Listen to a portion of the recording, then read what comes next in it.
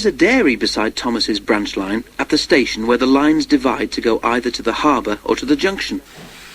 Every afternoon, special tanker wagons are pushed into the dairy siding. They are filled with milk, and Percy takes them to the junction on his first train every morning. Thomas explained this to Wilbert. "There's a hose-pipe thing which puts the milk into the tankers," he said. "They'll be ready by the time you get there for the first train." "Sounds easy enough," said Wilbert. Thomas told him a great many other details too.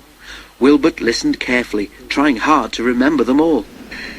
Next day he enjoyed himself. He was a much more powerful engine than Percy, so he found that he could cope easily with Percy's trains. The trucks behaved well too, which was a help. "He's strong, he is," they muttered to each other. "Don't upset him. You never know what he might do to get his own back." One day, Wilbert took loaded stone trucks to the harbour. On his way back with empty ones, he stopped at the station by the dairy and pushed the empty trucks into a siding. He left them and set out towards the junction, pulling just a few vans. "Right," he thought happily, "I leave these vans at the junction and bring the empty tankers back. Then, when those are put in the dairy siding, I take the stone trucks onto the top station." They met James at the junction. James knew who Wilbert was, of course, and asked how he was getting on. Wilbert chatted excitedly about the jobs he'd been given to do that day. "Sounds as if you're enjoying yourself," James said, "but it's best to take things slowly at first," and he puffed away.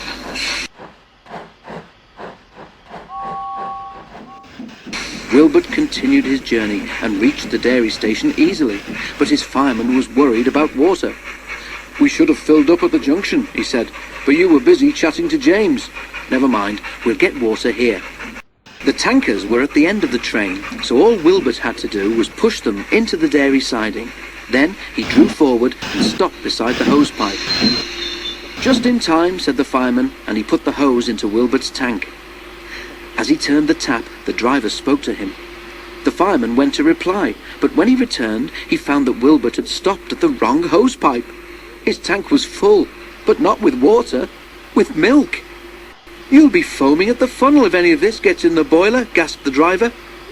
Quickly they put out Wilbert's fire, and the fireman telephoned for help. Thomas came as soon as he could and pulled Wilbert back to the top station. Wilbert's tank was emptied and was given a thorough clean. Next morning he was quite all right again.